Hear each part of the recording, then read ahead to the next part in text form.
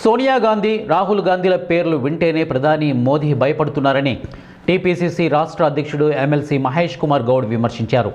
రాబోయే ఎన్నికల్లో కాంగ్రెస్ గెలిచి రాహుల్ గాంధీ దేశ ప్రధాని అవుతారని అన్నారు. జాతీయ ఉపాధి హామీ పథకానికి ఉన్న గాంధీ పేరును తొలగించడం దుర్మార్గమని వ్యాఖ్యానించారు. కులమతాల మధ్య చిచ్చు పెట్టి ఓట్లు దండుకొని బీజేపీ అధికారంలోకి వచ్చిన తర్వాత చేసిందేమీ లేదని అన్నారు. ఎన్నో వేల సంవత్సరాల క్రితం జన్మించిన రాముడికి బీజేపీకి సంబంధం ఏంటని ఆయన ప్రశ్నించారు. ఇందిరా పార్కు ధర్నా చౌక్లో ఉపాధి హామీ పథకంలో పనిచేస్తున్న ఫీల్డ్ అసిస్టెంట్లను ప్రభుత్వ ఉద్యోగులుగా గుర్తించి ఉద్యోగ భద్రత కల్పించాలని డిమాండ్ చేస్తూ శనివారం Telangana field assistants and agriculture workers union ఆధ్వర్యంలో మహాధర్నా నిర్వహించారు.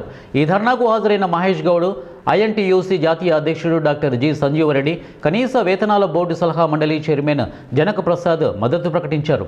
ఈ సందర్భంగా మహేష్ గౌడ్ మాట్లాడుతూ, గత యూపీఏ ప్రభుత్వం పేదలకు ఆసరాగా ఉండేందుకు జాతీయ గ్రామీణ ఉపాధి హామీ పథకానికి శ్రీకారం చుట్టిందని, అయితే నేడు బీజేపీ ప్రభుత్వం ఈ పథకానికి గాంధీ పేరును మార్చడంతో పాటు పథకానికి తూట్లు పొడిచేలా వ్యవహరిస్తోందని విమర్శించారు.